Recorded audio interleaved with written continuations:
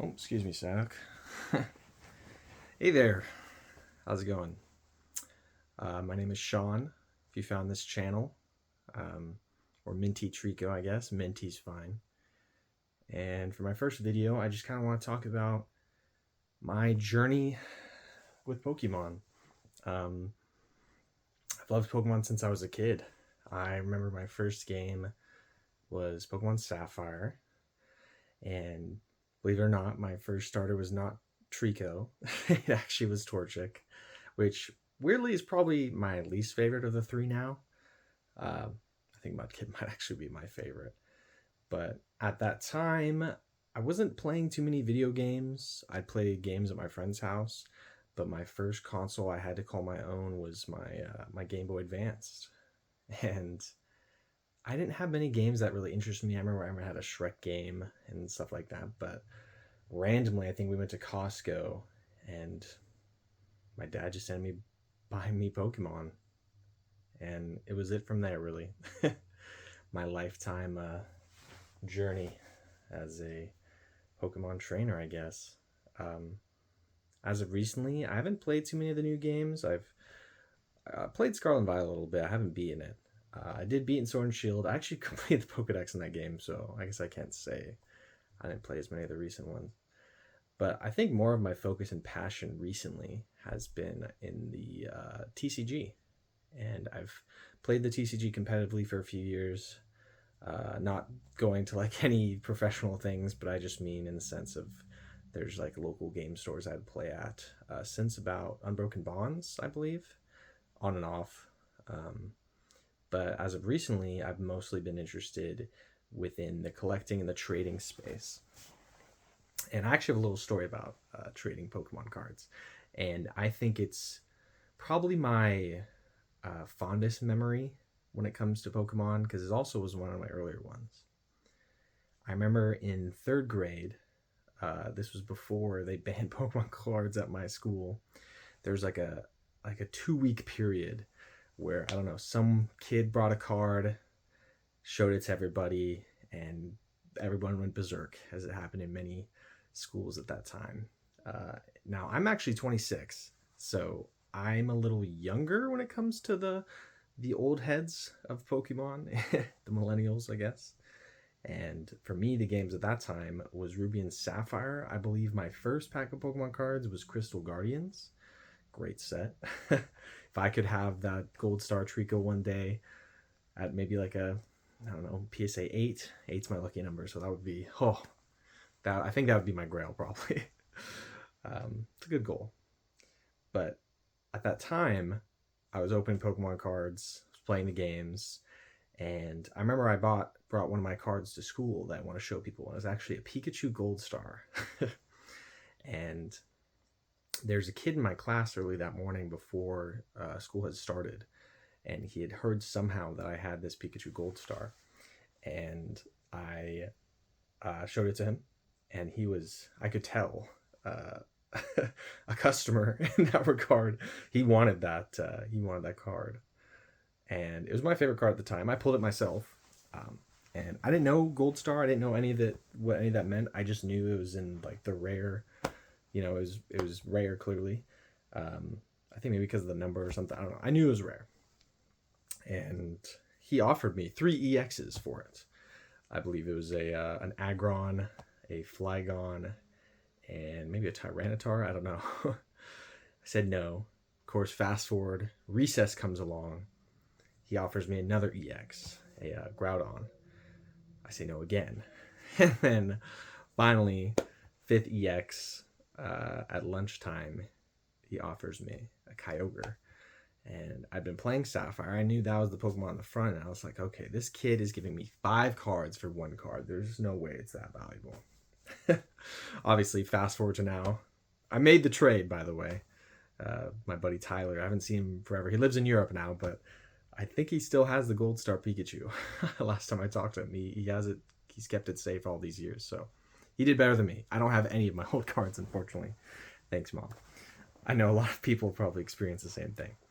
Um, but I remember after school, he was so happy that I'd given him that card that he wanted to be friends. And we were friends. We were friends all through high school. Same with a lot of my friends from the Pokemon time. My friend Carlos, my friend Zeke, who moved away, my friend Dominic, who I still keep in touch with, my buddy Aaron. A lot of people that I shared these Pokemon experiences with, I'm still friends with to this day. And even now, as a 26-year-old, where it's hard to make friends, I'm still making friends within the Pokemon space. And it's really cool. It's really cool. I mean, people see it as cardboard and waste of money and all these things, but there's such a sacred community behind Pokemon. I remember I was actually showing my girlfriend recently a reel we had I saw about just, mainly all the content I've been getting suggested, all the stuff I've been consuming on YouTube, Bulbasaur, Coop's Collection, Jar Chomp Collectible, we know all the people that we watch. And I was just scrolling through the comments, and she was like looking over my shoulder and was like, wow, everyone is so nice. That is so wholesome. And I thought about it, and more than any other community that I've been a part of across the years, being in the especially video gaming space, playing League of Legends, Overwatch, World of Warcraft, a lot of communities I guess been a part of. I've been in those ecosystems. The people aren't exactly those I'd like to associate with on a day-to-day basis out in the world. But people who are interested in Pokemon cards are some of the most wholesome, down-to-earth, and kind people I think I've ever met. And I think that kind of just reinforces my interest in the space. Because not only as I've gotten older, but even when I was younger too, I miss those. It was Thursdays after Pokemon cards got banned at my school. We would go to the park, and all the kids would hang out who were interested in Pokemon. We'd trade on the games, we'd trade cards. I remember we'd even Mystery Dungeon. I played at that time too, so we'd pretend to be Pokemon with sticks and stuff. And it was sweet. It was wholesome. And I think about that a lot.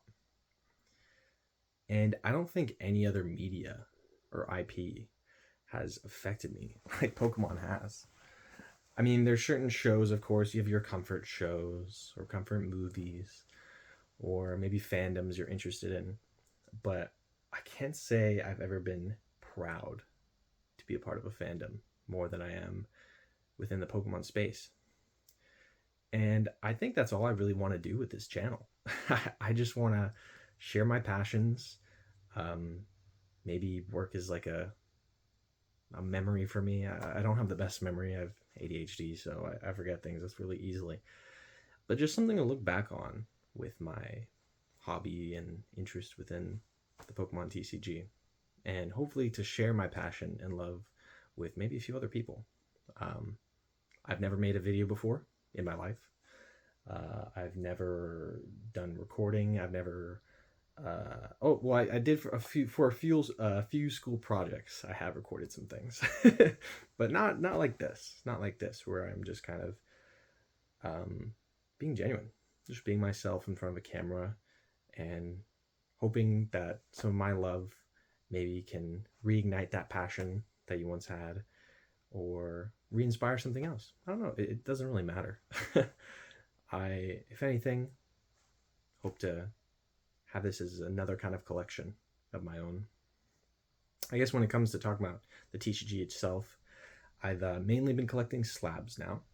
I had a binder for many, many years, but something I'm sure as many people learn having a binder is that cards, whether you like it or not, in the binder aren't as protected as you'd like them to be.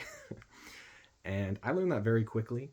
I actually bought a Lily off of a friend for $25 like 5 years ago, and it was near mint. It was minty, very nice, and I kept it in a binder for years and years and years. And I ended up trading it for a Lugia PSA 10 actually a year ago at a card show in San Diego, where I live. And it was LP, and I was like, "How did that happen?" And they're like, "Oh yeah, I can get damage in the binder and stuff." And I was like, "Well, shoot." So I've actually just recently liquidated a lot of my cards. I've made not as much as I bought them for with some, but I did do pretty okay. Also, being a full-time student, don't really have the most money to spend at the moment. But fortunately, I was working full time before being a student again, so I have something. I can still feed that hobby. And I'm just thankful, at least I'm not a crack, I don't crack open packs. I'm not a gambling addict. And if you are, that's okay. All right. I'm not judging anyone, but I'm fortunate for my wallet. That is not me. But I've collected a few cards. My girlfriend actually, she went with me to my first card show down in San Diego. And we picked this up, actually, this Leafeon. And the Leafeon V-Star PSA 10. All right, my camera's not the best, but just on my phone. You might know the card from Crown Zenith. And it's interesting because I know with her, she didn't know Pokemon very well. And that was around the time, pretty close to when we started dating. And we just had our year anniversary, and she now knows this Leafeon. And I was actually going to trade this Leafeon recently. And she's like, you can't trade the Leafeon. We got that card together. And I think that's kind of what made me inspired to make this channel, right? Even though that was so recently, it was just a year ago, I had ignited a memory in someone else that I care about and love, and by happenstance also have ignited a memory within myself. That same kind of memory that I had when I think back to being a kid. And even though it was just like a regular, first card show together early on in a relationship, it didn't seem like a big deal. Like, it was fun. We got some Asian food after in Convoy. If you live in San Diego, it's a very well-known area. It was insignificant at the time, right? It was just another day. But even a year from now, I look back and I'm so fond of that memory. And it makes you think, it's like, wow, time. Time is a weird thing. And I hope to make some videos to act as maybe a gap through time, to recollect, to remember.